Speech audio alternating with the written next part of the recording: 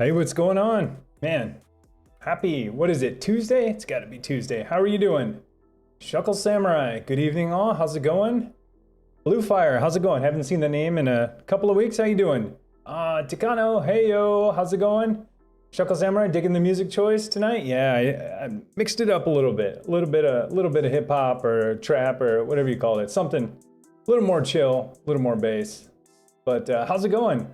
Let's see here. Oh dang, it's 3 a.m. here, but I guess I'll stick around for a while.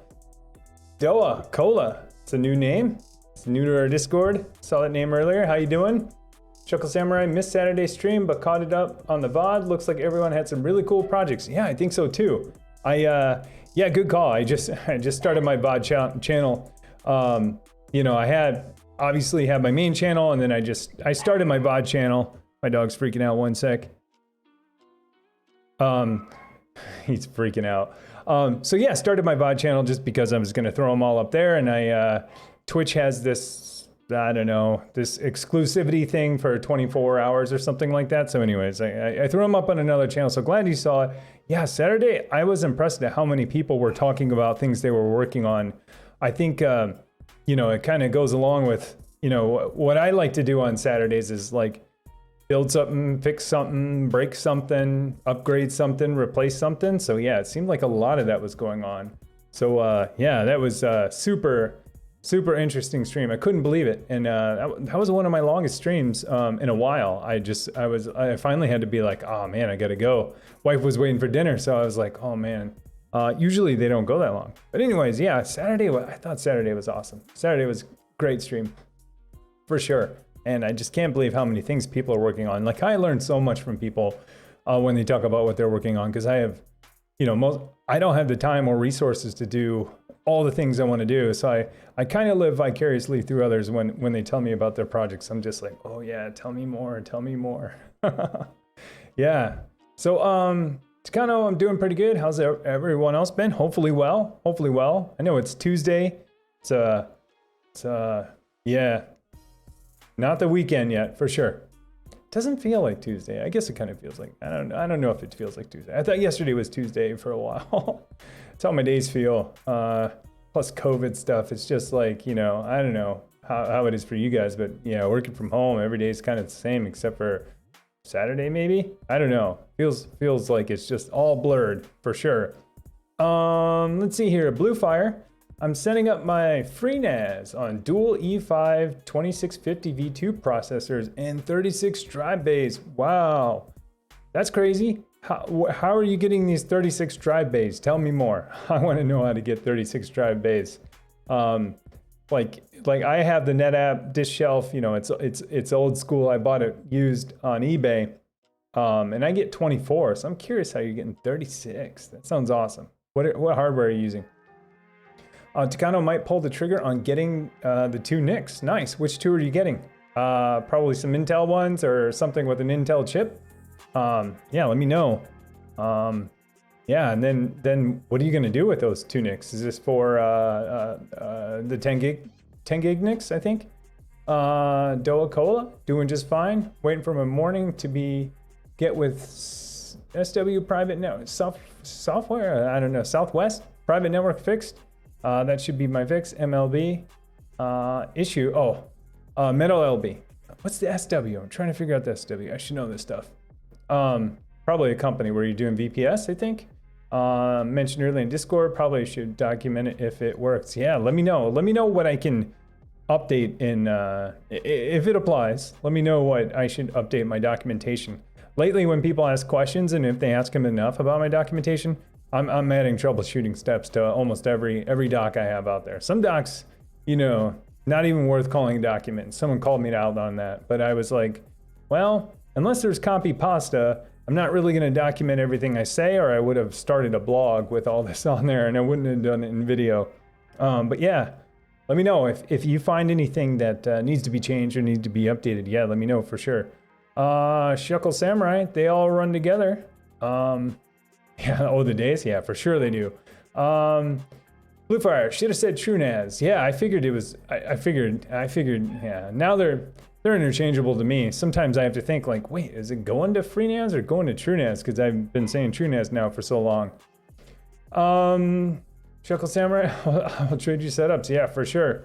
Whoa, hey, Dagod 23, thanks for the sub and appreciate it. And just realized I should fix that. I should fix that right now. Because that's not fun. Give me 1 second. I'm gonna make sure my alerts up here above that. Alerts, man, and someone's triggering that. There we go, alerts on top. Let me see if I can just re-trigger that really quick. Oh yeah, on top, all right, cool. Nice. Yeah, thank you for that sub. Wow, thank you so much. Sorry the alert didn't appear on top, but there we go. Daggone, thank you so much. Tier 1, really appreciate it. Wow, it's blue and green in here. I think, I don't even know if I need to fix my other lights because this is pretty intense now. Yeah, this actually looks like better than I could have imagined now. I don't know what's different. It looks a lot better than it did on Saturday, that's for sure. Oh, probably because it's a lot darker in here. Because it's nighttime. Saturday was in the afternoon, but man, thank you for redeeming those points too. That was awesome. That was awesome. Yeah, the 1,000 points now. It's gonna be a party in here now that I lowered the points. Let's see. Takano, some people say that solar flare NICs are pretty old. Posted them over in the networking channel. I have to check them out. Solar flare. I was like, you're speaking my language because I love space weather. I love Northern Lights, like this theme. I love Southern Lights, even though I've never seen them, but just the Aurora Borealis or Aurora Australis. I love it. I love everything about it. I even built an app all about it. So when you said solar flare, I'm like, oh, you're speaking my language, but you meant a brand. But yeah, I'll have to check it out. Fabio Men 10. I'm using a normal PC. How my home server? It's okay? Yeah, it's okay. Depends on what you want to do, Fabio Men. Depends on what you want to do, but I always say it to a lot of people in here, like, you know, the best way to get started is to use an old PC. So depending on the specs, I mean, hopefully it's a PC within the last 10 years, you know, multiple cores, more than 2, hopefully, decent RAM, 4, 8. I mean, we're just talking about intro stuff, right? And then some decent size hard drives. And then it just depends on what you want to run. Fabio, man, like what kind of services are you thinking on running on your home server? I mean, you could spin up anything, Ubuntu server, and just set up a file server, super easy. Or you can go all out. But it kind of depends on what you want to get out of it, and it depends on your specs too. But even specs are kind of, you know, I mean, it's like how fast do you want it to run? And even that, I don't know. I know a lot of people are super into specs and just maxing out machines. But most of the time, what I found, I run quite a bit of workloads. I think I have 44 pods the last time I counted in my Kubernetes. Things idle all day. You know what I mean? I mean, network requests, super small, you know, besides Plex transcoding, which is actually running in my Kubernetes cluster, most of it's pretty idle. And yeah, I run home security, but that's on a VM that's virtualized. That kind of doesn't count, but it does. But yeah, for the most part, most things aren't going to be super taxing on resources, especially if you're going to be containerizing them, because you're not spinning up 15 VMs, you're spinning up one VM with 15 containers. But yeah, let me know. Sorry, dang, Hexor, 3 months, my man, how's it going? Haven't seen you in a while. I saw you back in Discord today after a while. How you doing?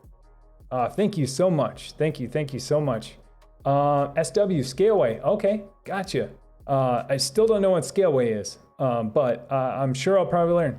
Dang, Blue Fire, man, you guys are crazy. You guys are blowing me up on a Tuesday. Man, thank you so much, Blue Fire. Oh my gosh, thank you. Man, thank you guys so much. Really appreciate it. Man, just you guys being here is enough. I always say, and I honestly mean it. I honestly mean it, but thank you so much. Came from eBay, okay. So Blue Fire 4U 36 base server, SAS 2 expander, XDR LN4F plus 2X E5. Wow, that's a lot of specs. FreeNAS IT mode. Okay, I gotta check this out. I gotta check this thing out at some point because 36 base server sounds pretty awesome. Sounds pretty awesome.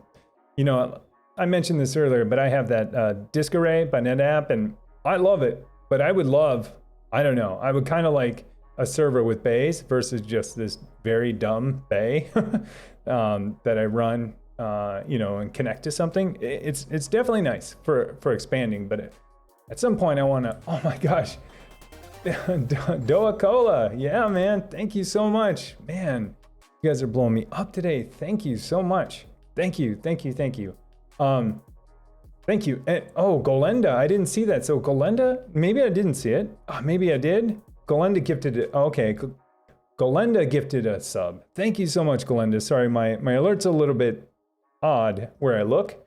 So Golenda, thank you so much for gifting a sub to Blue Fire. I appreciate it. Thank you. Oh my gosh. Wyatt, man, you guys are killing me today. Wow, thank you so much. Man, the whole hype train thing is awesome. I think this is my third time ever seeing it, but man, this is fantastic. It's super awesome. It's new to me. I mean, I know people get emojis. Like, I'm not familiar with hype train because one, I've never really looked into it, but at the same time, I've only seen it a couple times. But man, how did I get hype train Tuesday night? That's what I'm talking about. Oh my gosh, Glenda.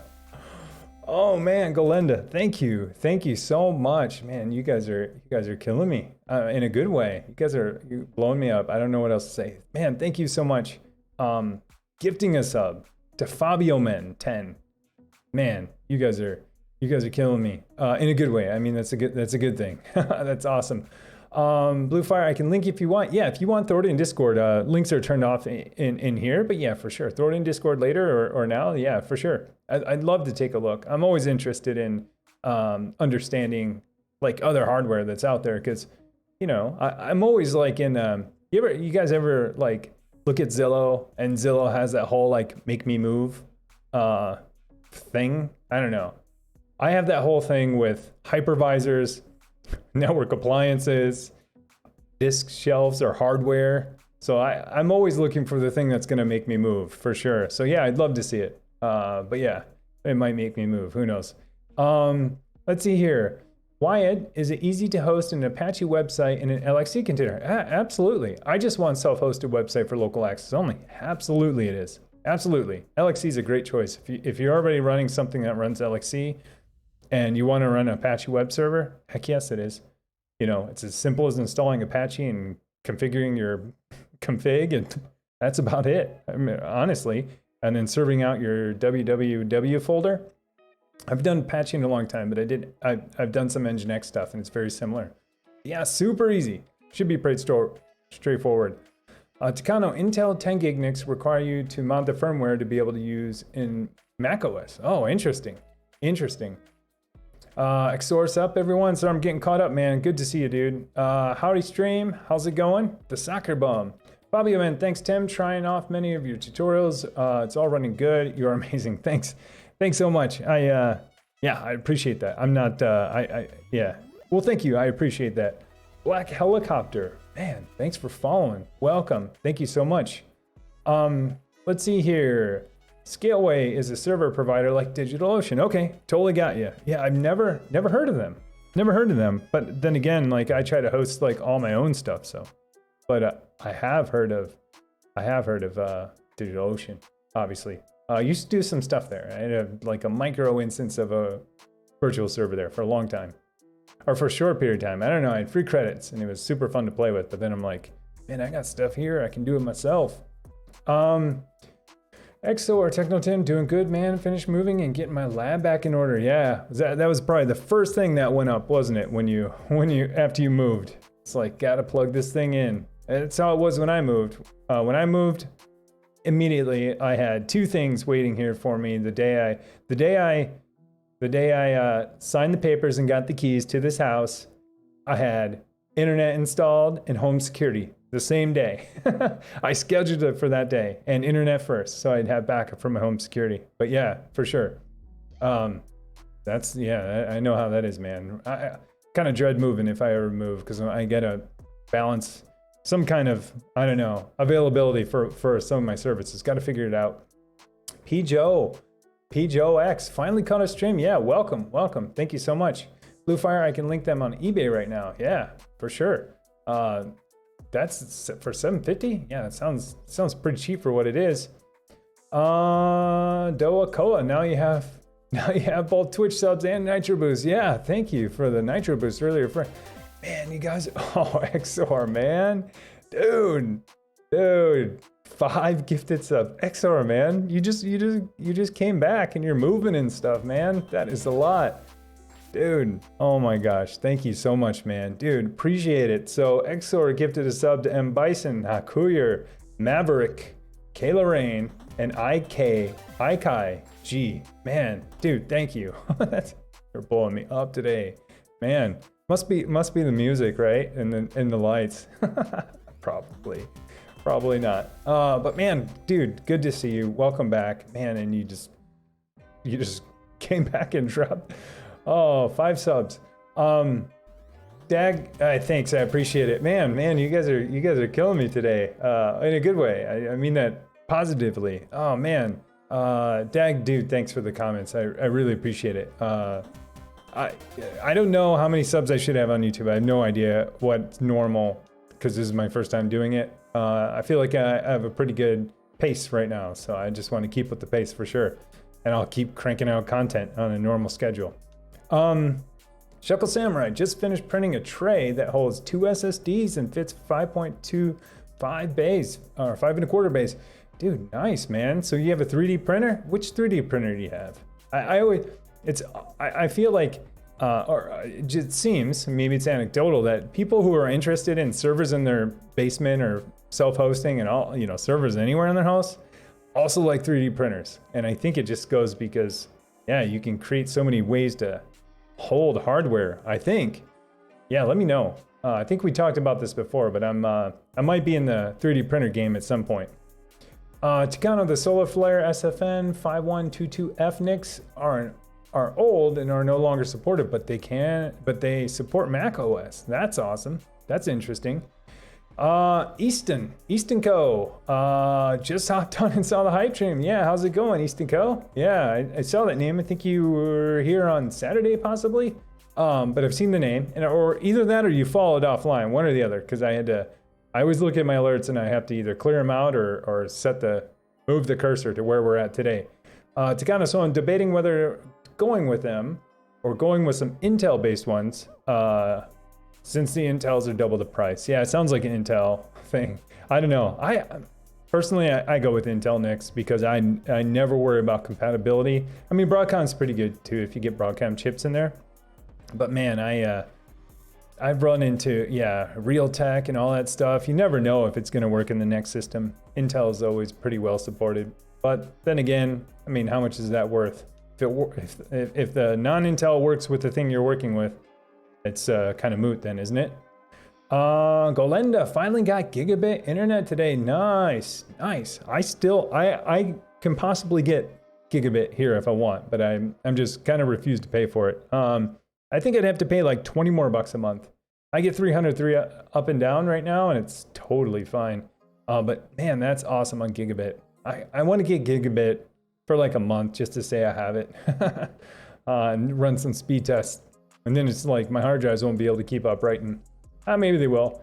Let's see, Bluefire, having a hard time to getting the Discord link to work. Oh, because probably because you can't post it in certain channels. So if it's hardware related, throw it in the hardware channel. We'll check it out. Hakuyer, how's it going? Yeah. XOR, like to share the love, man. Want to show the community that you got good content. I appreciate it, man. Man, I love it. This is Love Fest. Thank you. Thank you so much. Appreciate it. Penguin Airlines, how's it going, man? I have been holding myself back on buying a 3D printer. Yeah, too many other projects in flux right now to consider that. Yeah, I kind of feel the same way. And I don't know, like lately, I think it's just because I go to Reddit and Homelab or, and the Homelab subreddit, and I'm like looking at all these awesome 3D printings of, I don't know, cases and just different things that can hold hardware, right? And so I'm always like, oh, maybe I need it. But before I saw any of those use cases on Reddit, I was always like, do I really need one? Like all I'll do is print out either trinkets or like battery doors for something like this. Like the battery door on this thing broke and now I got to print it and fix it. But there are so many other projects out there. I guess I don't have a great imagination when it comes to that thing until I see it. And then I'm like, okay, yeah, I got it. But yeah, that's awesome. Man, I received a level 3 hype train emote. Dang, thank you guys. That is awesome. Thank you. Oh man, you guys are earning emotes for me too. Thank you so much. That was awesome. Penguin Airlines, super interested though. Yeah, me too. I wanna find the right project for it before I do, because the longer I wait, the better they're gonna get, or the cheaper they're gonna get. So I'm not in a rush to do it. But once I find the project that requires for me to buy something or print something, and the printing something is close to the cost of buying it, I'm gonna do it. That's how I'm gonna justify it for sure. Geoswan, good morning. Good morning to you.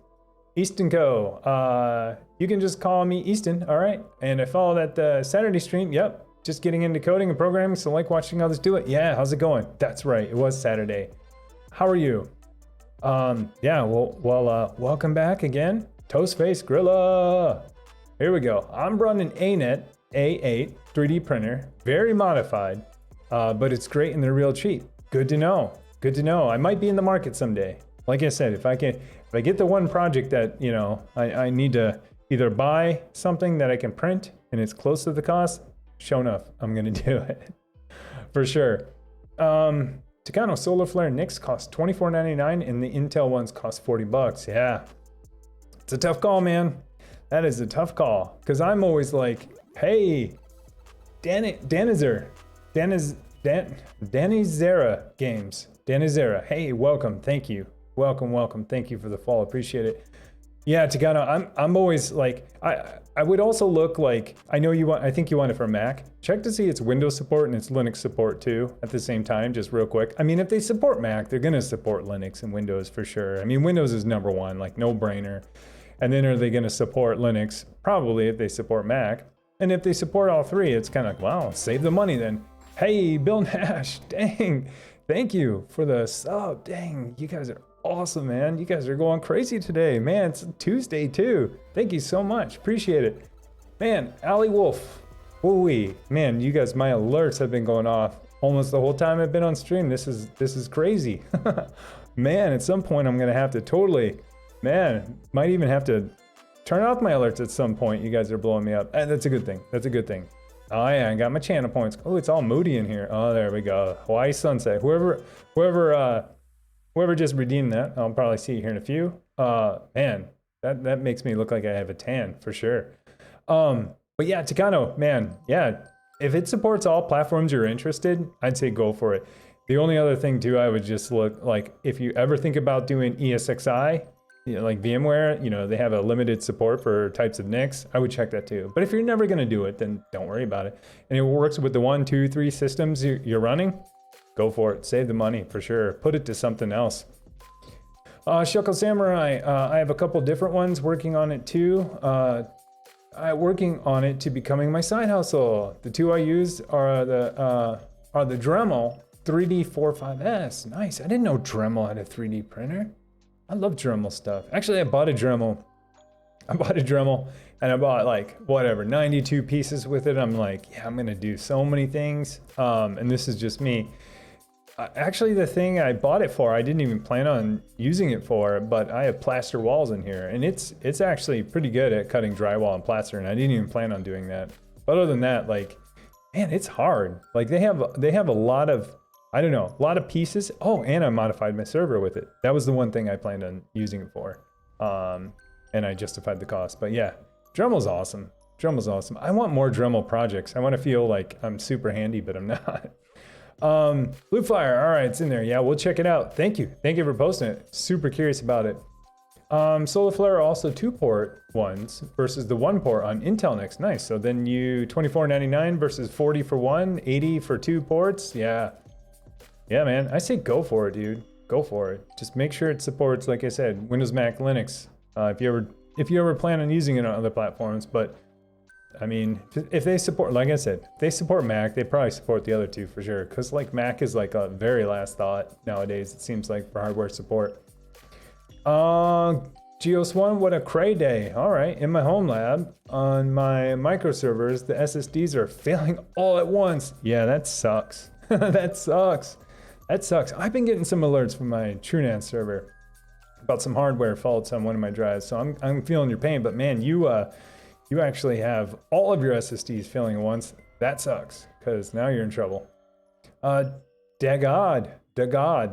Which Homelab hardware you... Oh, which Homelab hardware would you buy if money wouldn't play a role? Wow, I don't even know the answer to that question. I've never even like looked at anything that high before. I mean, I don't even know. That's a great question. I've never like put myself in that situation to actually look to see what's out there. That's actually really awesome. But I would like something similar to, I think, similar to what I think it was Blue Fire. Yeah, you were talking about. So if money wasn't an option, yeah, I would love to have a server that one was a decent server but had a ton of bays in it too.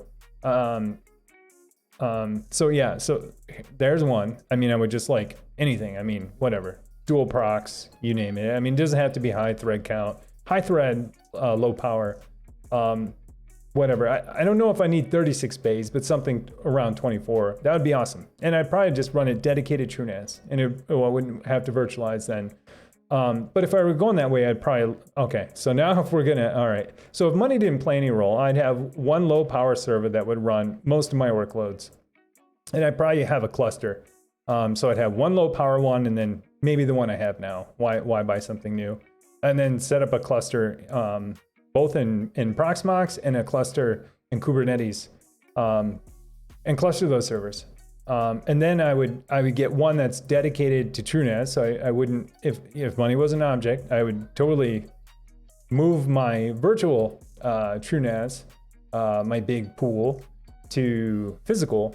And I would love for that to be on a super duper low powered machine, because it's going to be on all the time. Another reason why I virtualize so many things, because I don't want multiple machines on all the time. And yeah, I mean, everything else, like I would love to splurge and go crazy. But at the same time, in the back of my head, I keep thinking like these things are going to be on 24/7. Even as I'm talking about like, hey, if money was an object, what would you buy? Hi, I'm Asylum. Thanks for the follow. Appreciate it. So even in the back of my head, I'm always still trying to think about power. Is it going to be on? Should I consolidate? So I don't know off the top of my head what it would be. I know I have different roles, and I would love to make some of those. I would either like to duplicate what I have now, with better specs, of course. So I have better availability, and some more throughput possibly. But yeah, that's a great question. I need to do my research. I need to do my research. But I don't know off the top of my head, like what would I buy? What would you buy? Like what would you buy? If money was an object, what would you buy for your servers? Or for a server in general?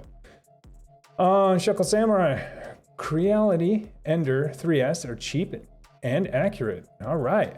Penguin Airlines. Oh, I already have projects in mind though. All right. Plus, I think some of the technologies are interesting. Some of the specialty models like Deltas, those high precision rail models, etc. Yeah, that sounds awesome, man. I just need one killer project for a 3D printer. Then I'm on. Toast-based Gorilla Choo Choo. Oh yeah, you got the first, man. Hype first. Dude, these emojis are awesome, which reminds me I need to work on my emojis or have someone work on them for me. Shuckle Samurai, also what Gorilla said, ANETs are great when modified. I'll have to check it out. Gimli, Theone, how's it going? Hey Tim, XOR, I'm holding out on a 3D printer, but when I do, my eye is on the Cetus 3D printer. I think that's the one you showed me a while ago, for sure. That sounds awesome. I think we looked at the Cetus once live on stream, for sure. Takano, SolarFlare support Linux and Windows as well. Yeah, go for it, man. Go for it. If it's cheap, if you're saving money and it works on all three platforms, yeah, go for it. I would, totally. Dow Cola. Still need to get the 10 gig SFP modules for my Unifi build to complete my home infra. Nice. I need some more Unifi hardware. I do. I'm not gonna lie.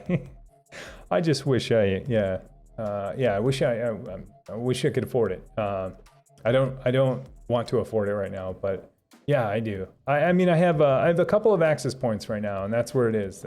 That's where it lands. But yeah, Dow Cola. Man, what's your home infrastructure? If you're just waiting on 10 gig SFP modules, Like what are your switches? What's your edge router? It sounds like you have a decent setup. Oh man, Bill Nash, what's up? What's up, nerds? Geos one. So don't buy disks all at once, like I did. 3 microservers, all went offline, RAIDs and VMs on it. Yeah, it's funny because people always say like don't buy hard drives in blocks. And I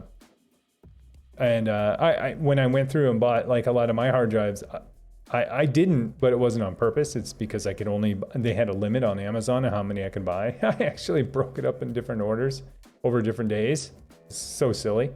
But yeah, that's a good, I see that a lot. People give that recommendation when people are filling up their NAS with hard drives. They're like, don't buy them all in the same block, same store, whatever. I did when I filled up my NAS. I went to Micro Center and like, whatever, give me 8. I probably shouldn't have, or 6. Sorry, I should have broke it up. And maybe that's part of the reason why I had a couple fault already, and one that was just doing it on Sunday.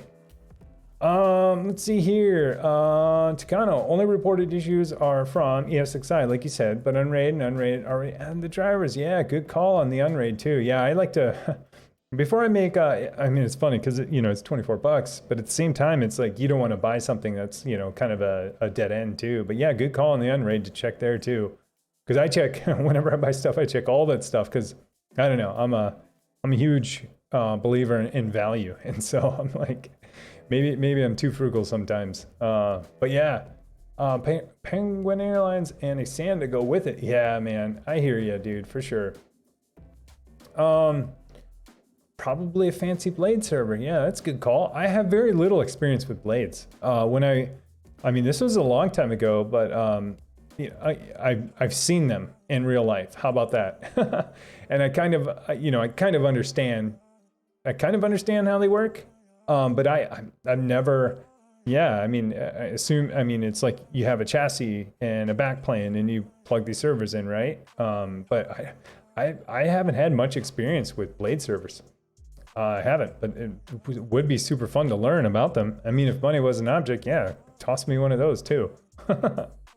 Oh man, Penguin Airlines. Oh, and an all-flash pure array. That would be sweet too. That would be sweet on the electric bill, and that would be sweet on the speed. And yeah, if you're gonna have a pure flash, I mean, flash drives, yeah, are getting so big now that it's like, man, it's not time yet, but it might be time to go all flash drives in my array. I have one array that's all flash for all my VMs. It's 6512s, 6512s, or yeah, it is 6512s. Only runs VMs, only. That's all in there. But yeah, the rest of it would be super awesome too, and not even so much for speed because I only have gigabit Ethernet here, but more so for the power bill and heat, because metal hard drives spinning all the time give off a lot of heat, and they use an okay amount of power. Penguin Airlines, 100% NVMe. Yeah, man. VM's screaming fast on those things. Yeah, NVMe are crazy fast. They do get warm though too. So man, I feel like they get pretty hot in general, but yeah, it would be screaming for sure. Akuyur, anyone have experience doing VLANs and PFSense? Oh yeah, you're talking to the right group here. There's quite a few people who were schooling me on VLANs and PFSense. Thinking about setting it up this weekend. Oh yeah, there's people in here for sure. I think Takano's done it too, and there's plenty of other people who have done it, but you're asking the right group. Toastface Grilla, just updating my TrueNAS, and it looks like it's come out of beta. Dude, really? Last I checked, it was on beta 2. That's huge news. That's huge news if they're out of beta. All right, I got to fact check. Maybe not. Are they? No, I got to fact check real quick. TrueNAS. I usually don't go on the internet while stuff is going on. But did they really release it? Oh, what? I think they might have. No way. What? All right, let's go on their blog, because their blog is going to tell you. Their blog is going to say it. Hey, Souls Blade, thanks for the follow, appreciate it. Man, all right, I'm going to do this one more time. Release date. That's how you find it. The releases, TrueNAS score announcing TrueNAS scale. What? are you sure? Because I last I checked was beta 2. I was see, this is what happens when I get internet. I started getting distracted. But the last time I heard was beta 2, but I'll have to check. If not, that's awesome news. Shuckle Samurai, can you link the Discord? Yeah, exclamation point Discord or exclamation point commands. Getting caught up, guys. Getting caught up. Reference 3D printer. Oh, 3D Ender. Got the Ender 3. That's the one we looked up too. And planning on getting the CR6E as I spend more money modifying on the E3 than what it really costs. Some bed warp issues. Yeah, we looked at the Ender 3. That was the one we looked at on stream before. Hardware Dynasty. I thought that was like Hardwardy Dynasty. I was like, oh, oh, Hardware Dynasty. How's it going? New here. Hey, well, welcome. That looks like a new name too, because I almost called you Hardwardy Nasty. I was like, oh, big nasty in here, but no. Hardware Dynasty. How's it going? Good to see you. How could you do it on your port and you're not accessing over? Okay, yep. Hardware Nasty. Oh, sorry, I missed one. Gimli, Theon, Epic also, I believe. Yeah, for sure, Epic. If money's not a thing, for sure. Hardware Dynasty. Dang it, you stream at the exact same time as my favorite streamer. Anyways, glad to be here. Loving the YouTube content. Hey, no problem at all. Yeah, it's a busy time in the evening. You either have people who aren't full-time, or you have the people who are full-time who now do the other thing at night that they're not getting probably paid to do. Like, you know, some streamers get paid to play games or do certain things. Most of that probably happens during the daytime, and then at night is kind of their after hours. But yeah, thanks for joining. Yeah, good to be here. Bill Nash, I run 10 gig SFPs between my editing workstation ESX host. Nice, yeah, that's my number one use case for ever going to 10 gig. For my offline NFS storage doesn't take that much infrastructure. Yeah, my problem is getting the two cables, getting the cables connected, you know, through the walls or whatever. And I know there's all kinds of ways. And plus, like I'm holding off until I can do something that's a little more backwards compatible with what I currently have. But yeah, that's awesome, dude. That's exactly my use case for 10 gig. It's so I can edit my files directly on my server rather than create proxies here locally and send them there, which now I have a routine now. After I shoot, I immediately create a new project and import them and create proxies and walk away. Penguin Airlines, yeah, man. Thanks, mate. Dow Cola. Well, I got the 24 port PoE Gen 2 switch with a couple APs. Nice. And what comes to other hardware apart from too many laptops, PCs? I got this cluster of Pis and other things I could use for learning, like Cisco switches. Plus, waiting on bid to close for a quite beefy server. Man, all these upgrades are awesome. Andrew Wyan. Where I work, we have M1000E chassis with an M630 and M640 blades. Awesome. I don't know enough about blades. I need to know more about blades. I need to at least watch like 5 YouTube videos about them. So like I said, I knew they were in our data center when I used to do data center stuff. More like just walk in there and rack some servers every now and then when I was doing tech support way back. But I learned a ton, and that's where my love for servers came. But that sounds awesome. Daggod.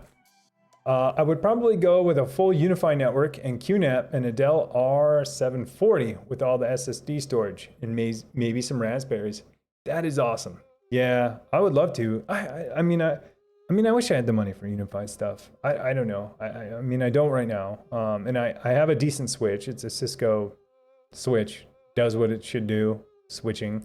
Can do VLANs and stuff like that.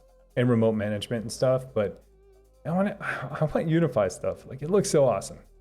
Looks awesome. Plus, then you get all of the great software behind it. You know, they pretty much are, yeah, it seems like perfecting SDN type stuff. They are pretty incredible. Yeah. And yeah, it sounds awesome. Takano might just end up going with SolarFlare cards, half the price, and seems to be support on everything. I think that's a good choice. One person had an issue with Proxmox, but in reality, it was just some custom Dell cards which wouldn't run some mods. Yeah, for sure. I mean, yeah, I mean, if it's supported on Proxmox or Debian, yeah, I mean, if it's on Linux, you can get drivers for it for sure. Because, man, Linux supports everything, seems. VLANs are a cake on pfSense. Dr. Bell, welcome. How's it going? Yeah, I agree. Well, I haven't done them, but I've heard lots of people, and to kind of show me screenshots. Yeah, there he goes right there. Super easy. Got my network segmented. Yeah. So if you're interested in how to do VLANs with pfSense, and there's quite a few people in here who can do it. And we got a Discord channel, network channel, dedicated just to networking, not social networking, real physical networking. That sounds kind of weird, but you know what I mean. They got, and of course, a 10 gigabit fiber network. Awesome. Okay, Toastface Gorilla has changed from beta to RC1. Good news. Yeah, because I saw like beta 2 came out, I think a couple weeks ago. I was all scrambling. I was like going to do a happy dance for them because they've been working like crazy on it. But thank you for that. Thanks for the heads up too. Takano, LANnet, GuestNet, IoTNet, and Untrusted Net. Yeah, there you go. Dalcoa, I wanted 10 gig network as I was quite often need to move around large log files, etc. Within the range of 10 to 80 gigs each. Jeez, that's a lot of logs. That is a lot of logs. What are you logging at home? That is crazy. Is it like in debug mode? Oh man, that's crazy. Unless you aggregate all your logs for all your systems and they go somewhere. I totally get that. Like I could see that after, I don't know, a couple weeks of something. I mean, depending on what you're running. My stuff, I wouldn't log that much, but geez, 10 to 80 gigs of logs? That's a lot of stuff, man. Unless they've changed the new package name. I'm not sure. I'm definitely going to check it out for sure. Hardware Dynasty. Yeah, that's what I was. And I was like looking at the REDY, so I was like, Hardware Dynasty? And I was like, oh yeah. Anyways, Tuesdays and Thursdays are busy for sure. Yeah. When I first picked these days, it seemed like everyone was doing Monday, Wednesday, Friday, and I'm like, probably not going to stream Friday night. So then I was like, I'll go Tuesday, Thursday, Saturday. That doesn't really roll off the tongue. But now I see lots of streamers switching to Monday, Wednesday, Saturday. And so yeah, it's always a moving target. I think people trust. I mean, I wasn't planning around other people. I was planning around my own schedule. So yeah.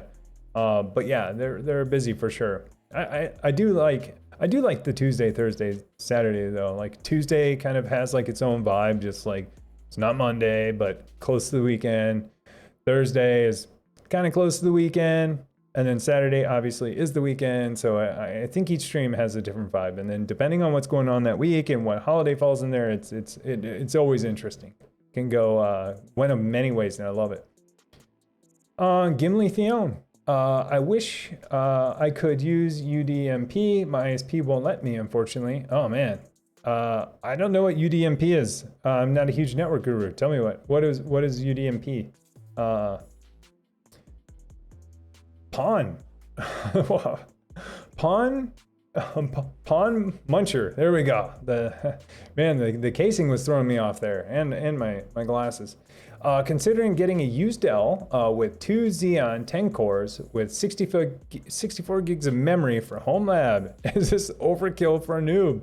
I don't know. I think you'll grow into it. How about that? Like I don't think it's like super duper overkill. Well, 2 Xeons 10 cores each, and then probably threading too.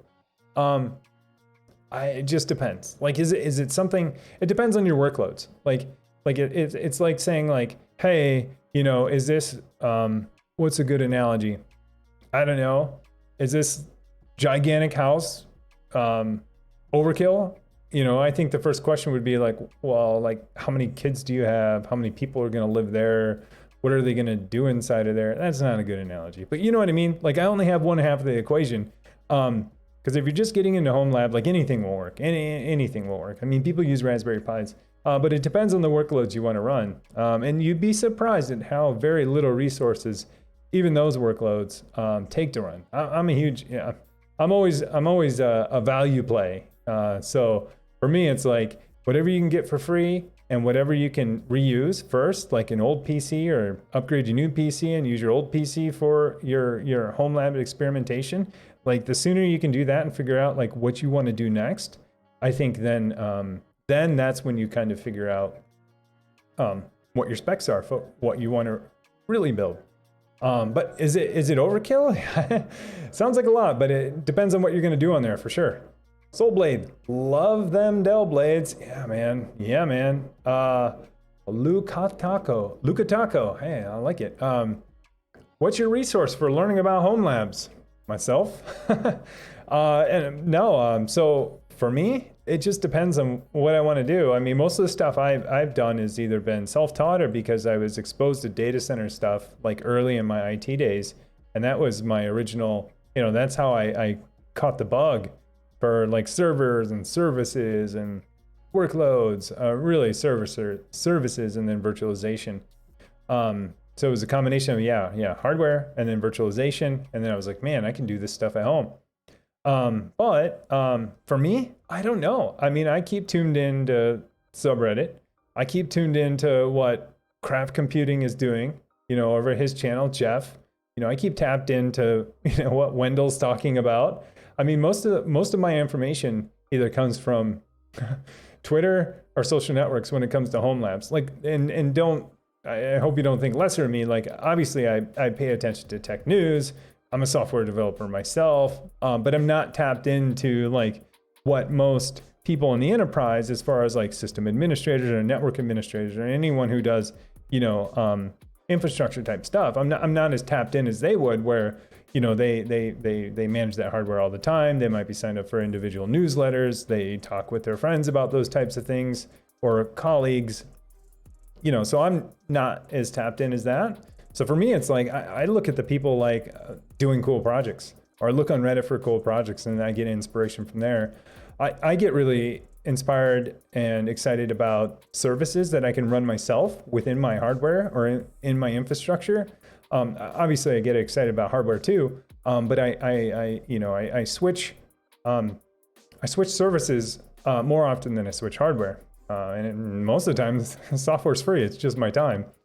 So anyways, I don't know what a good question is. I mean, I don't know what like a single resource is for learning about Homelab type stuff. I have some intro stuff out there, but for the most part, I just tap into the people I see in social media who are talking about it or doing it, or on YouTube, the people are doing it. I search YouTube for it. What do I want to learn about now? Usually I search Google. Google takes me to YouTube. I mean, that's one of their funnels into YouTube. But and there are plenty of other people and companies too. And I'm sure a ton of people on this channel have tons of opinions on that as well. So yeah, long answer to your question, but never really had to think about like where do I absorb this stuff from? It's really from all of you. I would say my channel.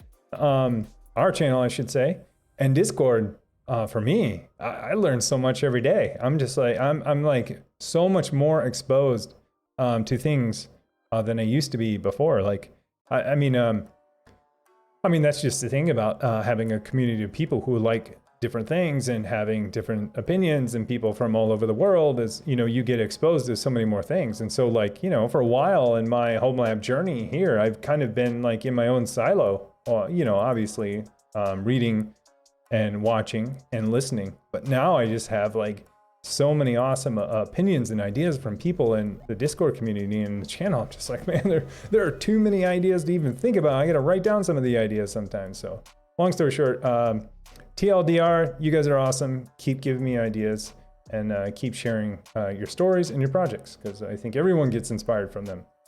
That's the TLDR. Let's see, Kinley Theon, yeah, I know, right? Funny thing is that EdgeMax line can do it, so I think I'm gonna go with an Edge Router 4 and the rest of either Unifi or Edge Gear. That's awesome. That is awesome. Oh, I think, did I miss one? Oh, you guys that was a response to someone else. Bill Nash, Elk Stack in the house for log management. Yeah, for sure, man. Elastic, Logstash, Kibana. Yeah, man, done that before. Yeah. I need to do more of that. I need to get back into that, and I will have something soon. I just need to, I need some of my infrastructure now to settle down. And I don't mean hardware, like some of my software and services. They are kind of settled down now. But I took on a huge workload when I was like, yeah, I'm gonna migrate everything I had on, Rancher 1 on Kubernetes over to Kubernetes and Rancher 2. That was a huge undertaking. And now I finally, like, the dust is settling from that, but now I need to get some more enterprise stuff going at home. Logging, alerting, metrics, monitoring, all that stuff you're talking about. But yeah, good call. Is Elk Stack still free? Yeah, it's a good question. I don't know that. Hopefully. Yeah. Oh, Bill Nash. Kuroi Kage-san. Yeah, there's that name. Haven't seen you in a while. Gimli Theon, Unified Dream Machine Pro. Yeah, I see those a lot. I see those. Those are the ones that don't...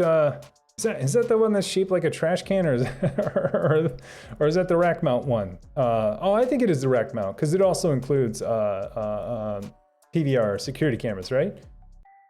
Bill Nash, you get a lot of useful features in the free set. Hey, I'm right there, because the other stuff is going to be a lot of enterprise stuff that I may or may not be interested in. Sexual innuendo, what's up? What do you focus on in tech? I assume you mean on in tech. Tech, what do I focus on? Oh man, all over the place.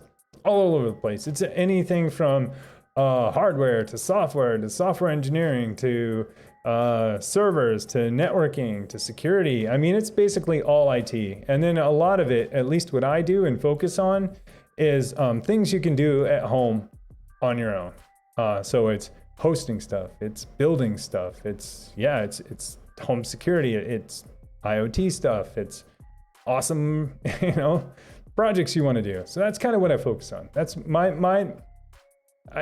been trying to, that's a great question. I've focused on a lot of stuff, and I've been trying to figure out, how do I explain, like, what's my elevator pitch for my own channel? And I haven't figured it out yet. For a lot of the times it ends up being cool projects that you could do in maybe a day or two, or learn about. So that's kind of, I haven't figured it all out yet, but I like the question, because that helps me focus and hone in on what I want to be. Kuroi Kage-san, I have to check it out. My company has used a project it was not involved in, and from what I saw, it's a pretty cool system. Yeah, good to know. Dalcoa, some of them are debug modes. Yeah, this is going back to the logs. But hey, thank you for the follow, appreciate it. That was Z30Z, thank you. And Luca Taco, I thought I said that one, but if not, I think I did. Maybe I didn't, it was 3 minutes ago. Thanks for the follow. Welcome, you guys, thank you so much. Some of them are debug modes, but mainly I also have offsite backup set route that handles merge logs from 8 different providers, anywhere from access logs to process monitoring, and so on, which is legacy data, which then converts to Elastic format and another cloud storage. I have no idea how to explain this correctly. No, you're doing a great job. And that is a lot of stuff. Is this home or work? Because if that's home, man, we need to go to your house. We need to get schooled in your log game, because man, that is crazy. 10 to 80 gigs. But hopefully that's over months, not like days. Pawn Muncher. Okay. All right. Penguin Airlines. Yeah, like that CenturyLink conversation. LOL. You could tell Tim really wasn't impacted by it. Well, sometimes when I see ads, it's hard for me to tell. Like, I obviously want to like, if you guys are chatting on my channel, I want to like have the conversation. But sometimes I'm like, I don't know if threads are still here or not. But when people at someone, I'm really not sure, like, okay, is this like a side conversation, or is this like a conversation? Obviously it's still public because it's in the channel. Anyways, long story short, I'm never sure whether to read ads or not. But I can usually gauge by the first couple words, and I have to like make, a split second decision. Not that I'm not focused. I thought maybe it was just like, hey, you're just having a conversation with someone. Dang, Shuckle Samurai. Oh my gosh, gifted 5 tier 1 subs. You guys are killing me, man. Thank you so much. Man, you guys are so blowing me up. This is so crazy. So Shuckle Samurai gifted to Easy TSA, Jun Wong, Gimli Theon, Schleimstrent, and Jorge Posada. Man, dude, Shuckle Samurai. Dude, thank you so much. Appreciate it. Jeez. Where was I? Bill Nash, best learning resource is lab itself. Experiment, break stuff, fix it. Yes, I think so too. I totally agree. Totally agree. Build something, break it, figure out why it doesn't work, get super frustrated, wipe it, and do something else. That was me for like years and years and years with lots of stuff. I'm just like, whatever. I've only invested 30 minutes in this thing. I'm gonna try something else. I agree too. Sometimes it's good and I think that's great once you find a project, but sometimes it's hard for me to get inspired, and that's where I go look at other people and what they're interested in, what they're talking about, and figure out how I can, experiment or play around with some of those two things too. Beta Tech today. Thanks for the follow. Welcome. But yeah, I totally agree with that sentiment, Bill Nash. XOR, backup, play. If it does work, restore it. If it does work, restore it and start over again. Yeah, I like it. Yeah, test your backups, and even if it does work, just restore it. I agree. I need to do that piece a lot more. I back up my stuff, but I don't test my full DR plan. I do the backup and I make sure it's working, but I rarely restore it. So I have restored some of my most critical stuff. I should restore more. Geoswan, iMore Greylog. Oh my gosh, man.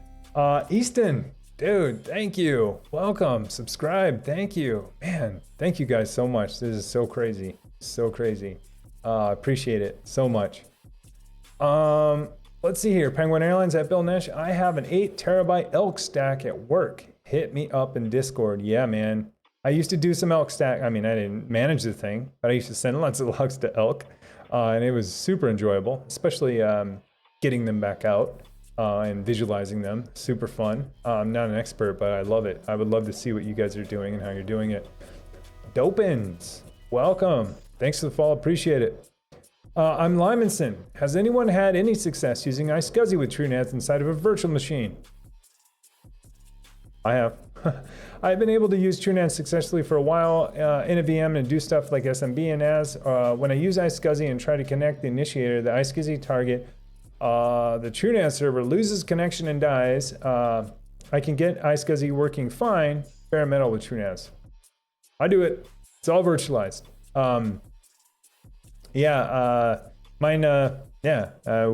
We should. I'm one, but there are probably other people for sure. And my setup's a little bit odd, but my iSCSI initiator is Windows, and it's a long story. But my target's FreeNAS, my initiator's Windows. They're both virtualized. It's totally like Inception going on in that one, in my one Proxmox server, and then I expose that to the rest of my network for other things. But yeah, I do. Gimli Theon. It is the rack mount one. 4 devices in one, I believe. Controller, protect, security, gateway, and the switch in one. Also as SFP plus port. All right, we're talking about the Dream Machine Pro, I think. I'm getting better at tracking different threads now. I was so bad at this like a couple months ago, but now I'm getting a little bit better at tracking like 15 threads of conversations at once. And I enjoy it because I feel like, yeah, it's super fun. Anyways, that's totally an aside. But yeah, so the Dream Machine Pro, yeah, I would love to check one out sometime. For sure. And I would love to see like the protect or the security gateway stuff and how that works. Because I see that it's great marketing on their Unifi network system, because I see my access points and I see all these gray things like security and switch, and I'm just like, I wish that would light up. Why won't that light up? And it's like, I know why it won't light up. I don't own the hardware. I don't own the dongle for it, which is the whole entire thing. But yeah, I would love to at some point for sure. Z30 says, yeah, LOL, just getting my mind around configs, logs, and dashboard. Yeah, me too. This is, I should have been thinking about this stuff in the beginning. I've done some logging and dashboard stuff way back in the day. But now that I got my services up and going and pretty solid, like super solid. I mean, I've had zero problems with my Kubernetes cluster after figuring it out. That was most of the problem. Getting it going in SSL and all of that, and exposing it and exposing my Kubernetes now publicly so that I can hit it from my CI server or CI runner. It's fantastic. So now now I just, need to do the rest. I need to make it a little more legit, do some better logging and some alerting and monitoring. I have some monitoring set up, but it's straight up like roll your own monitoring, alerting me and mentioning me in Discord in a private channel. Oh yeah, Discord for monitoring. It's great. I love it though. It's actually super nice when something goes wrong. Because if you use Discord or Slack, same thing. I've been using one of those two systems for logging, or for alerting for a long time. And so when something bad happens in code, I just hit their webhook in my private channel and mention me and attach the log or the message. And it's nice because, I don't have to worry about not having Discord on a system or Slack on a system. I don't have to worry about some GUI and logging in. You know what I mean? Like Discord's taking care of a lot of that for me. And obviously I don't put sensitive information in my log. So, and those two systems are probably analyzing every message that comes through. But anyways, if you're looking for a cheap alerting system, like Discord and Slack work fantastic. And I actually moved it all over to Discord because Slack has the 10,000 message limit. And I know that seems like a ton, but at some point you won't be able to see your history. Oh, sorry. Techno Tim, gonna get that 10 gig Unifi gear after the stream. Man, Maverick, dude, nice, dude. What are you on the stream for, man? Are you talking about me? I'm gonna get it? Not me, but man, you? Oh, I see what you mean. That's probably a little wink, like, oh yeah, you're gonna get it now, aren't you? I thought you said you were gonna get it, and if I was saying you were gonna get it, I'm like, man, what are you doing on the stream? I'd be clicking that buy button right now. Tommy in the outfit. Tommy in knit the outfit. Oh man, that's a tough one. Tough one. We need some Pascal casing here. It's Pascal's casing I do pretty good because that's how I read code. Or even camel. I would go with camel casing. Tommy in knit the house outfit. Thanks for the follow. Appreciate it. Welcome. Bill Nash, making sense of pfSense logs is great. It's a great way to learn the elk stack. Nice. Export firewall logs to Logstash. 100% agree with that. Logstash cleans and stores them in Elastic, Kibana to visualize it all. You haven't played with the fun exercise to get into. 100% agree with like getting your firewall logs into something other than the firewall. Because man, oh man. So I use XG Firewall, but it has a rather okay, logging system. But man, I would love to have them in Elk or something in Kibana so I can just search their index. It's lightning fast, those logs are ingested within seconds or milliseconds and indexed. And to be able to search that instead of going through some other router's, UI to search and filter, I'm looking forward to it. So yeah, good call. Yeah. You just reminded me because I had to do I had to set up a bunch of, for me it was a bunch of firewall rules in NAT for a new system. It was Sunday? And what a pain in the butt it was to go through XG Firewall's thing and just filter and refresh and filter. I would have loved to just use Kibana or Elastic and Kibana together. Well, Logstash too, but just Kibana's UI to be able to search for my firewall rule and then just see the results. Yeah, good call, man, good call. Takano, have you heard of what happened in the, Toastface Gorilla? Yeah, man. Takano, have you heard of what happened with the Sengled smart bulb app? They now require you 5 seconds of unskippable ads to control your light bulbs. That sounds terrible. That sounds so bad. No, I haven't heard of it. Kind of reinforces my don't buy the cheapest bulb out there anymore. That's been my jam. And it's funny because, you can't see them. There were 2 bulbs on the couch, I think last stream. And I was like, I left 2 bulbs on the couch. Well, that's because they were, Tuya or Smart Life. And I was like, not buying those anymore. Speaking of lights, what are we going with? Oh yeah, back. And that red was making me look like I had some spray tan. But anyways, that kind of supports my just don't buy the cheapest bulb type thing, because who knows if that company's going to be around or show 5-second ads in their app. I mean, obviously bigger companies aren't going to do that, but yeah, that's crazy. Anyway, long story short, I've been replacing some of these bulbs in here. These are all Philips, and I only went with Philips in here just so I can adjust the temperature from white to purple or whatever the range is. But yeah, My Tuya ones are Smart Life. I'm not buying any more of those. And it's only because of me, because I'm a developer and I want to control them, and they won't let me control them. And I think they're probably going to do the same thing for Home Assistant too. Don't quote me on that, but they're changing their stuff, so it doesn't work as easy in offline mode, which is sad because more smart devices should be working offline and not cloud connected all the time. Anyways, there are ratings on the App Store, and the App Store has tanked with 1 star being the most reviewed. Hardware nasty, what? Lame, yeah, for sure. Gotta run, y'all kids, bedtime. Jump back in later. Hardware Dynasty, thank you. I keep saying hardware nasty. I just want to say hardware nasty. Hardware Dynasty, thank you. See you, thanks for hopping in. In before Tim gets into chaos engineering in his Homelab, yeah. Oh man, tell me about it. Oh man. Shoka Samurai, Timbo Greek, yeah, thanks man. I appreciate it. Dalcola, it's kind of mixed.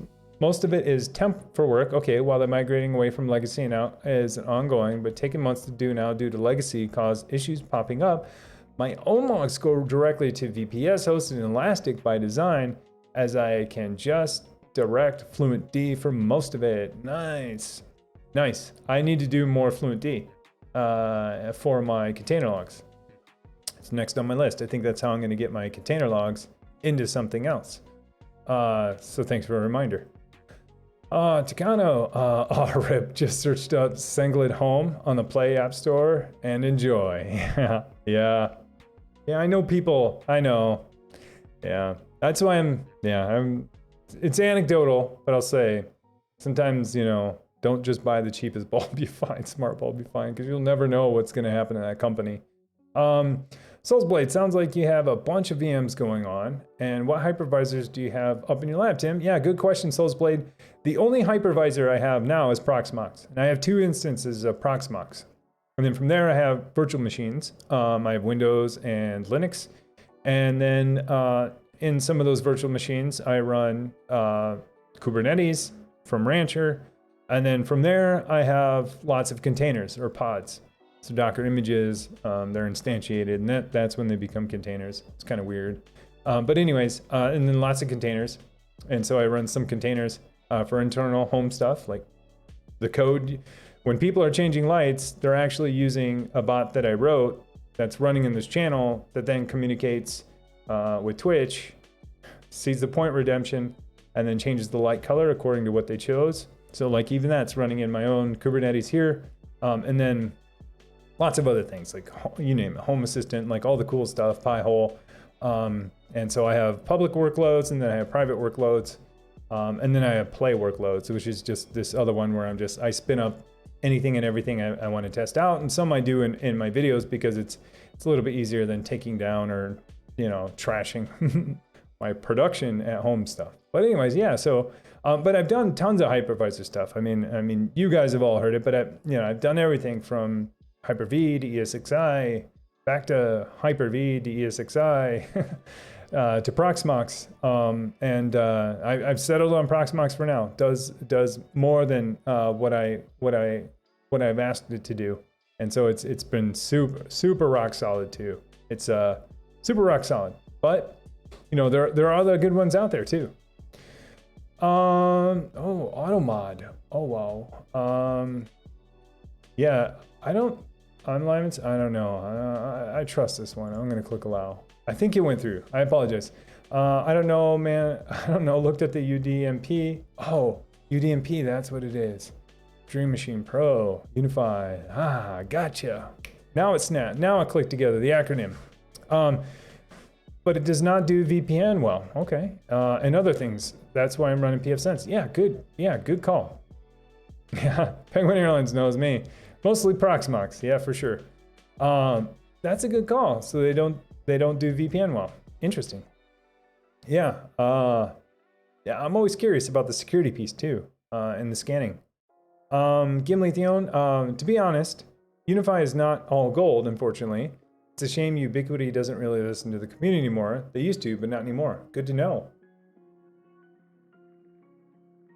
Yeah, good to know.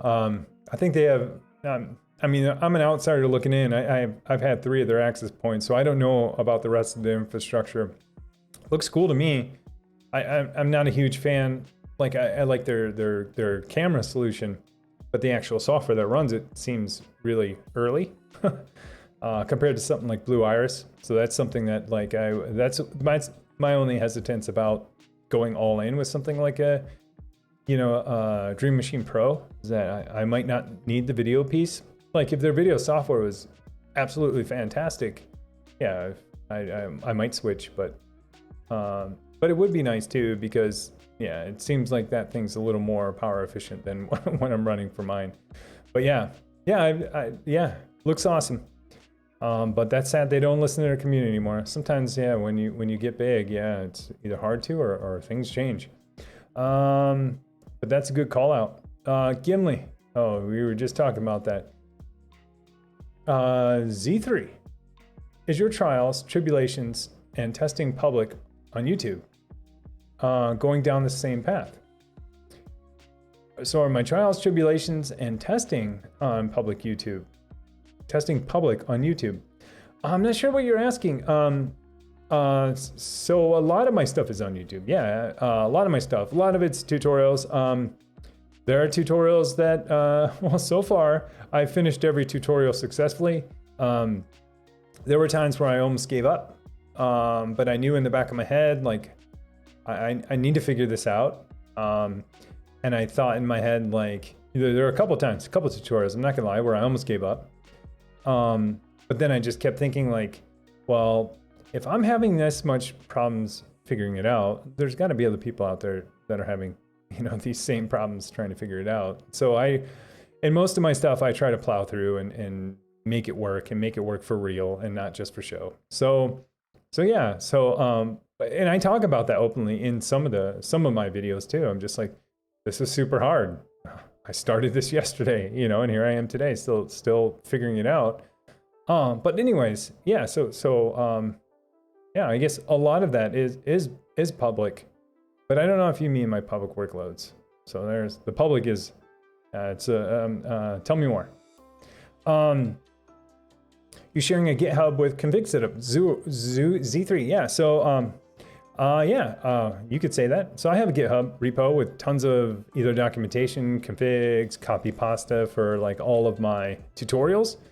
Do I just have like straight up and even so my Proxmox configs are in there. Absolutely, because I had to pass through a GPU. So it just depends. I'm not just like, hey, here's all of my infrastructure, here's all of my code, like have it. Like I would love to do that, but I just don't have the time to do that. But it's there. Dalcola, let's start chat war. Should we GitLab CI versus GitHub Actions? Still waiting the self-hosted runners. Yeah, GitHub. I thought about it, but I've been using GitLab for a long time.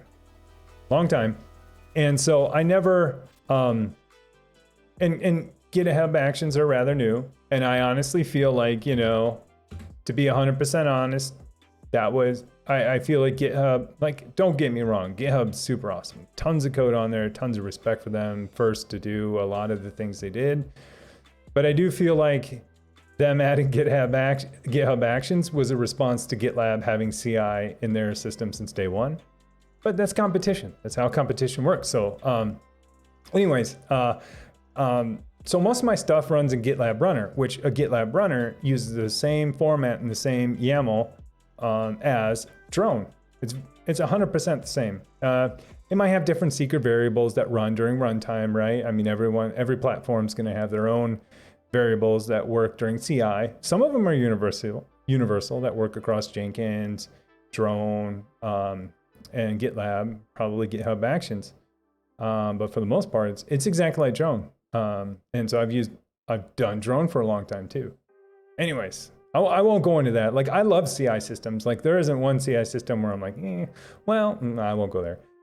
But for the most part, I love them. And so I should do something with GitHub Actions. I just chose GitLab first because one, I think they're a great company, and two, I use them all the time.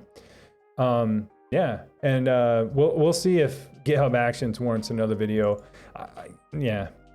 I won't go into. I won't bore you. I won't bore you with the details of what I was thinking when I did some of that. But okay, Maverick 12. I'm 10 gig Cisco already. Jeez, man, you guys have some blazing fast networks, man.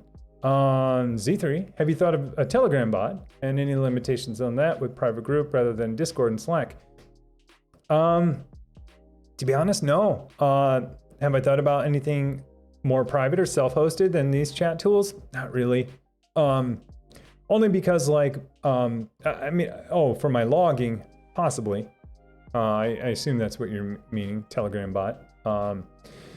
But like I said, I don't, it's not like I'm using Discord for like my logging server, like that's where my logs are.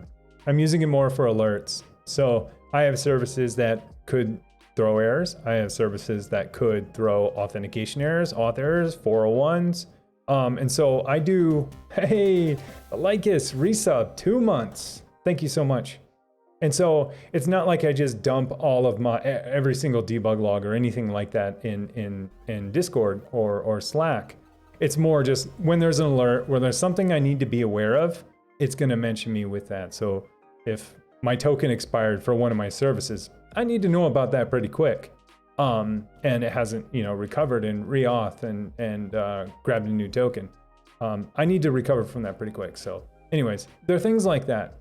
And I could probably do it private, but at some point I have to like, with a lot of the things I do, I have to balance, my time with the value I get back in return. So, Discord's already there. It's already set up, knows how to do mentions, has a ton of plugins. I know how to use the webhooks. It was an easy fit for me. But yeah, great question. Great question. Tommy oh gosh, why does everyone, okay. Why does everyone pronounce my name wrong? Because I think you need Pascal casing, or at least camel casing, because then it might be a little bit easier. And then like Tommy init the outfit. There you go. But why is it init the outfit? Like, is it like init like initialize? Because I see the init, but then there's init, init the outfit. Oh, sorry. But yeah, sorry about that. About that attitude. Oh, let's see here. XOR, you Splunk at work. Yeah, nice. You can basically log anything. I got the working in Homelab. Yeah, I did Splunk for a long time too. And it was super nice. Splunk was super nice. I did it for a while. I used it even in this small place I was at for a while before they had anything. I'm just like, let's pump all our logs to Splunk. Yeah, we get 500 per day, but that's better than letting them go into the void. That was a while ago, but yeah. Oh, and that's why you run Elastic, because that limitation. Init outfit, Google doesn't even define them. What does it mean? I'm right there too. If it's initialized, I only see init. But anyways, but now it's Tommy init the outfit. Last I checked, does not do OpenVPN, so you're probably talking about the Dream Machine Pro. That's sad. That's sad. Didn't have the ISP trash in the middle of UDMP, would pick it up proper IP apart, but oh well. Yeah. Anant Bahula.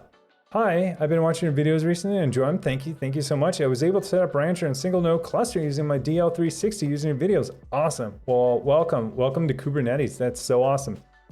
Toastface Grill, I love Blue Iris. Even if I wrote to the dude and told him, all made by one guy. Yeah, for sure it's done by one guy. Yeah, which is crazy. It's crazy. Yeah. And I think he does the iOS and Android app and the Windows app and services. They just had like a refresh of their client too, at least the looks. Oh, so yeah, it's crazy. I mean, that's his full. It's like 4 full-time jobs, and I think he's doing it by himself. I mean, he might have some help, but yeah, it's crazy. Techno Tim, if you don't like Unifi Protect, have you tried Synology's surveillance station? It supports over 7,500 cameras, and of course, their mobile cam software is extremely easy to use. Nice. I haven't tried their Protect. I mean, I've seen it. I've seen screenshots. Just looks very bland. You know what I mean? Surveillance station. I hear about that quite a bit, but I don't have a Synology. Because I basically roll your own NAS with TrueNAS, which isn't roll your own. It's more like I got this enterprise class thing that I just plug some hardware into. But yeah, good to know. I run Blue Iris, but if I ever decide to get Synology, yeah, I'll check it out for sure. Thank you. Jenkins, yeah, totally. Archivers, that was the one I wasn't gonna mention because I know a lot of people have to use it or still like it. I got real burnt out, and it probably wasn't Jenkins. Well, maybe it was. I got real burnt out on Jenkins because it was like, because it didn't support containers at first, and so like you had to install everything in their cousin software and every version under the sun of Java and environment variables and every version of .NET possible. But you couldn't upgrade .NET because then this and that, and maybe it's how we had it configured way back in the day. And I know there's Jenkins 2, which uses Docker containers, but just that experience for me was like once I was introduced to Drone and GitLab runners, I was just like, oh, I never have to ask anyone ever again to install any version of .NET or Node because I have the power right in my Docker container to switch my environment. Anyways, Anant, I'm just gonna say Anant. How can I set up traffic running in a single cluster to point at Proxmox UI using the reverse proxys hosting of that cluster? Yeah, great question. You can. You can. So basically what you do is once you have traffic up and going and you have it working, you need to create a new service. And so you'll create a service within Kubernetes that really just points, it's a headless service that really just points to an IP address. And then you'll point to your Proxmox server IP address. And then you'll create an ingress for it, and you'll say that the service is this headless service you just created that points to an IP address. And so, yeah, I mean, that's super high level of how you do it. If you need an example of how to do that, watch my next video, because it sounds like you're getting ready to go to my next video where I make Rancher available publicly. You don't have to make Rancher available publicly, but you follow that same exact process for any service you want internally. It just so happened that my Rancher UI I wanted public, and that's only for Kubernetes stuff, but it's the same process. So check that one out. Gimli Theon, not only the mobile, by the way, but I'm focusing on that because I want to use it for my parents' house. They're complete technophobes. Yeah, I hear you, man. Hear you. Like anytime you can make something super complex easy and worry-free, total win. And I assume you're talking about, I assume you're talking about the Synology stuff, or the Unifi Pro, but for sure, yeah, parents' house, like setting up Synology or something, QNAP or anything like that takes care of backups, maybe a little bit of hosting, some security, and can take care of all those awesome things, and you just are like, and you can just like totally not even worry about it. It's total win in my book. Yeah, XOR, got to run and see in Discord. Thanks for the stream tip. Yeah, no problem, XOR. Speaking of, 30. Okay, I'm doing good. There are a CI platform. Oh yeah, Dr. Bell. There are a CI platform you prefer, Drone. Yeah, I think you heard my opinion a little bit. I don't mean to be so down on Jenkins, because if the new Jenkins does all the things that the new CI servers do now, it's just they didn't always, and you could say same thing about Travis or any of those other public CI systems. But personally, I enjoy Drone and GitLab because they're like exactly the same. They're runners, and I've done Circle CI, I've done Travis, I've done Jenkins itself. I've done a Microsoft build server, team server or something, Microsoft build. So I've used a ton of them, and for me, it doesn't really matter anymore as long as one, they can run Docker containers like within their pipelines, and two, they have some kind of manifest that makes sense, like a YAML file. Even though YAML can drive me crazy sometimes, and my build fails because I had an extra spacer tab in there. I mean, that seems to be what most people use. So yeah, no preference as long as a pipeline can run a Docker container. if I can, you know, install something on one line and build something with Node, and on the next line switch to Python, not that I would, and on the next line switch to Go, and I didn't have to ask anyone to install or do anything, yeah, that's my CI system.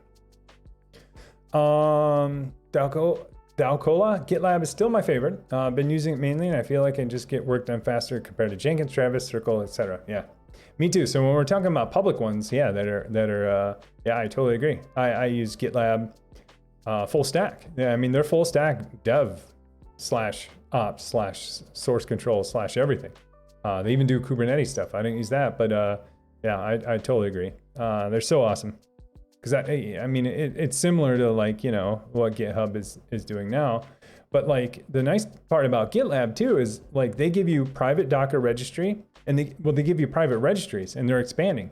So like in your build step where you build a Docker container, you push it to your own repos registry, which is super awesome. Now you got a free Docker registry built right in. You don't need to figure that out. You know, GitHub, you got to figure that out, you know. And the same with NPM modules. So if you build stuff on Node and you use NPM, you know, if you want to which is awesome now, because it was super hard to do before. You had to use either some open source thing called Verdaccio or something else. But now you get a free package registry too with every repo.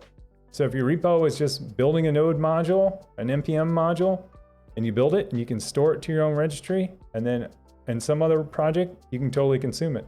And it can be all private too. It's free. So yeah, I you know, the reasons why I like GitLab aren't just always it's a good CI, it's free. It's just like they provide everything I need. I feel like they're sponsoring this stream right now, but they're not. Nothing like that. But I feel like they provide everything I need to be successful as a developer on a team of 1 or a team of 10. Or probably even larger. I've never used GitLab on anything larger than 10. But but a team of 1 for me, for sure. Oh, love it. Because I don't have to worry about all the infrastructure and setting all that up and services. They do it for me. And that's where sometimes I'm just like, okay, you know, I know people like GitT and Drone, and like I can self-host the whole thing. But for me personally, like I need to write code. I need to get it out fast. I need to react to problems. I need to get features out fast. And sometimes I'm just like, here you go, GitLab. You take care of my Docker registry. You take care of my Node modules. You take care of my source code. You know, obviously keep it secure and private, but it just takes a lot of extra work to stand those stuff up and then upgrade those over time, and all, you know, all the care and feeding that comes with supporting those services. And so I, you know, personally, I have probably 25 repos, and I could commit and push from any one at any given moment, depending on what's going on. And so, yeah. Anyways, long story short, that's why I choose GitLab. Miss Moega. I was gonna say Miss Omega. Miss Moega. Hey, welcome. Thank you. R. Kramers. I think I missed that one. Hey, how's it going? Thank you. Welcome. So anyways, yeah, long story. Good question. Or a good point, I guess, Dalcola. Like his, hey, no problem. Thank you. Appreciate it. Thanks for the follow. Oh, I just said that earlier, but maybe I did, maybe I didn't, but thank you. Oh, no, that was the resub for 2 months. I said that. Sorry, I'm a little bit behind, but I'm catching up. R. Kramers, no problem with Jenkins from an administrative perspective. It's hard to manage. So many different types of extensions, all these different modules, and all the slaves always failing. Blah. No, thank you. No, thank you. GitLab CI, just blah. Yeah. I totally forgot about that. Yeah. It kind of bringing back old memories too, because I worked for a company too that had they had to like, yeah, I wouldn't even go into it, but Jenkins, yeah. And most of it probably had to do with how we had it configured, not the product itself. I don't mean to just be like pile on with Jenkins, but yeah, especially building like mobile apps too and Android. It's just like, oh my gosh. But that's Android's fault, I think, not so much Jenkins. But yeah, totally. I could pile on about a lot of stuff all day. I try not to, because I know there's a lot of good people behind those products doing a lot of good work. Takano, I keep wanting to say Sangled. Sangled isn't even a cheap option. They're a bit cheaper than the Hue balls, but not by much. They cost 30 each. Okay, yeah, that's not cheap for a bulb.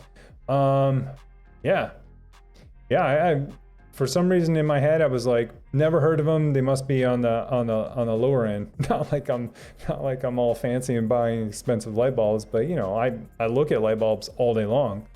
Not all day long, I should say. Whenever I'm searching for new smart devices, they always come up. But yeah, that's interesting. That's so funny. Hi, watch an ad for 5 minutes before you can turn on your lights, or 5 seconds. No thanks. Oh man. Anant, you're awesome. Thanks for the tips. Hey, no problem at all. No problem at all. Z3, cool, thanks for answering my questions earlier. No problem. Hey, no problem at all. I don't mind answering questions. I love answering questions, and I love talking to you guys and hearing what you guys are working on. That's why I go live, is so I can hear what you're working on, what you're interested in, what you're learning about, or if you have a problem with something. And most of the time, you know, I'll try my best to answer, you know, if I know the answer. I might be wrong, but we also have a ton of people in here who are super smart, super educated on a lot of things we talk about. So I sincerely appreciate everyone who's in here who can answer questions or even ask questions. Like I love it. Toastface Gorilla, Tim, do you use True Command for your TrueNAS? I don't think so. I don't think so. That's a great question. Maybe, I don't know. I have TrueNAS. Well, I have regular TrueNAS, TrueNAS Core running, and then I have TrueNAS Scale that I spun up for fun. But I don't know what True Command is. I should be more educated on this. But no, yeah, it's a good question. I don't know the answer to that. I should Google it though, and I should know more. I haven't totally, like with my FreeNAS, the TrueNAS, I haven't totally dove into all of the features yet. It's just like TrueNAS remote monitoring software. Nice.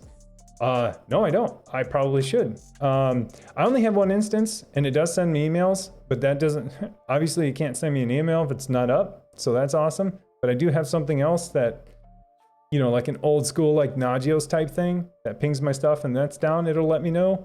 But nothing like on a monitoring scale. Mine's more like, is it alive? And then within TrueNAS, you know, obviously I have alerts set up if something goes wrong with any of the hardware, the disks, anything fails, smart test, any of that fails.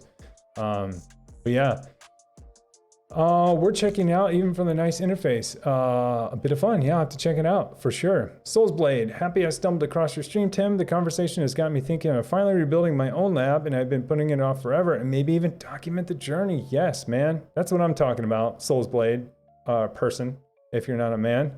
That's what I'm talking about. That's what I'm talking about. Well, awesome. We'll be here if you decide to, for sure. And you're free to come and ask any questions you want. Like I said, a ton of smart people in here who do this stuff for real, professionally, or they just try stuff out on the weekend like me. And then, I don't know. That's the cool thing about, I guess, self-hosting or home labs in general. Is like, everyone has like their own purpose for doing it, or something they want to specialize in within their home lab. And that's why I love it so much, because it brings so much tech together. Like, you know, like there's folks in here who are just like, you know, network administrators, and they love the networking side of it. There's people in here, system administrators, or people in here who info security people, and they like the security behind it, or they like to spin up something to do, you know, that type of work. Me personally, I'm not even in infrastructure anymore. I'm a software person. You know, I'm a software developer, software engineer. But I build and scale out my stuff so that I can host my own code, you know, in my house. And that's what I love about this area and this community for sure, is that like there are so many different people for so many different walks of life who have so many different things they specialize in. It's incredible. Soulsblade, thank you so much. Wow, thank you so much. Really appreciate it. That was super kind of you. Thank you. Thank you so much. But anyways, sorry, I was rambling before you did that, but I appreciate it. Thank you so much. Let's see here. Techno, yeah, the app has just gotten bombed with a ton of negative reviews because of ads. Yeah, crazy. Since they already spent the money on bulbs, now on top of that, a bit excessive. I totally agree. You can't charge 30 bucks for a bulb and then blast your app with ads. Is FreeNAS good software for VMs? Proxmox did not like my system for some reason. The like is, sure, yeah. I mean, FreeNAS, you know, they run, yeah, yes, I would say yes. But if you want a full on, like if you're thinking, like if you only want a hypervisor, it might be worth looking at a real I don't want to say a real hypervisor. If you're looking for only virtualization and not any of the features that FreeNAS provides, you might want to look at something that does mostly virtualization. And that's nothing against FreeNAS or TrueNAS, like a lot of people use it and that runs their virtual machines. But just kind of understand like what you're going to get into. If you are going to run NAS features and you do want to run jails or plugins, jails in their case, or plugins, and you want to also run virtual machines, heck yeah, go for it. Go for it. I would give it a shot. That's sad that Proxmox didn't like your system. It's pretty compatible with stuff. Takano, I use the Wiz Smart Balls from Philips, Hue Ball, but no Z-Wave, only Wi-Fi. Nice, $12 and never had an issue. That is awesome. Kramers, I'm an SRE and I love building and monitoring alerts on my system. Awesome. Yeah, for sure. That's why I love it. Here we go. Sci-Fi Jeep guy. I'm a Windows admin and it's fun to hear stuff. It's fun to hear stuff here and there and see stuff like Azure Kubernetes service. Yes. Yes. All right. Silent Tech. I'm a dev and a network admin. Awesome. So awesome. Silent Tech. Proxmox did not like my system much either, so I use XCPNG. Yeah, great option. Ton of support. I think those are the two most exciting hypervisors for me lately are those two. Takano, I'm just gonna pull the trigger. So the solar flare, I see, go for it. Ouch, just remember how much the transceivers cost. Yeah. The Lycus, lots of options for free hypervisors. Can do ESXi for free, or a hyperconverged system like now Nutanix and Community, just for some ideas. Nice. Oh man, Takano, yeah, you're going down the deep end. You're gonna spend some money. Oh, sorry for the repost of my question. Didn't see it. What's your thoughts on a CKA certifications? Do you have any insights? What's a CKA certification? I've been out of the certification game for a while. Acronyms are hard to keep up with. Certified Kubernetes Administrator, I'm betting. Yeah, administrator. I think it's good. I think Kubernetes in general, anything you can, I mean, if you're interested in Kubernetes and DevOps, I think it's awesome.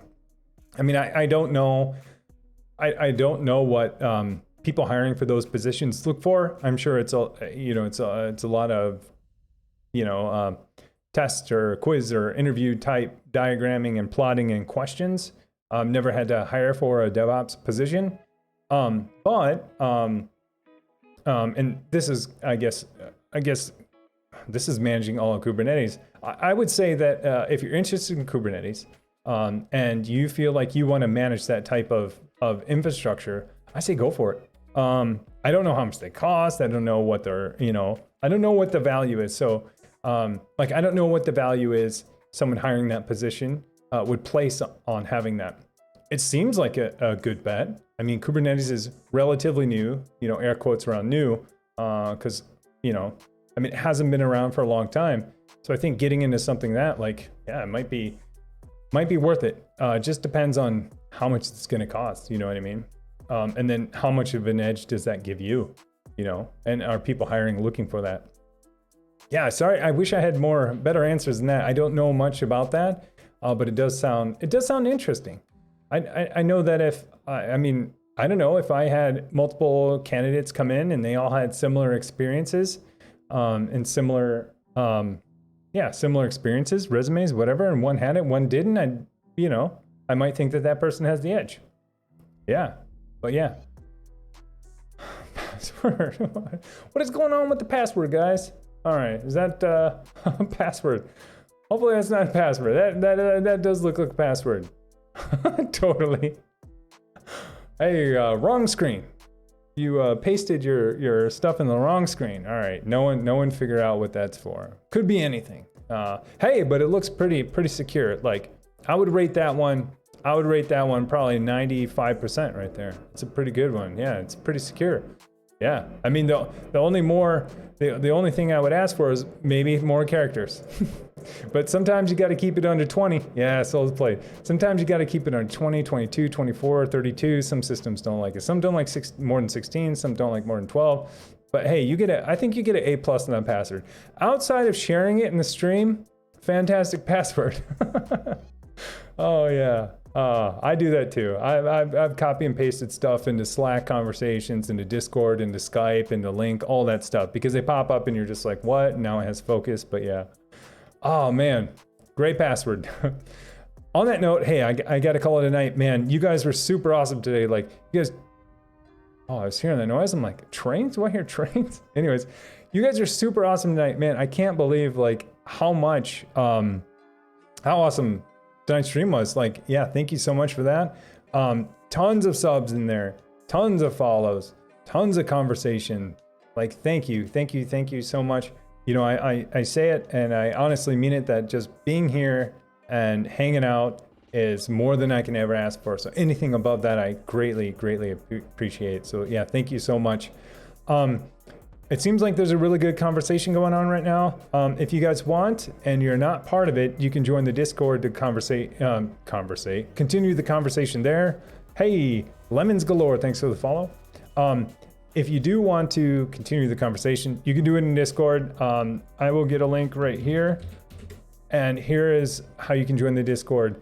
A lot of these folks right there, it's right above you, Easton.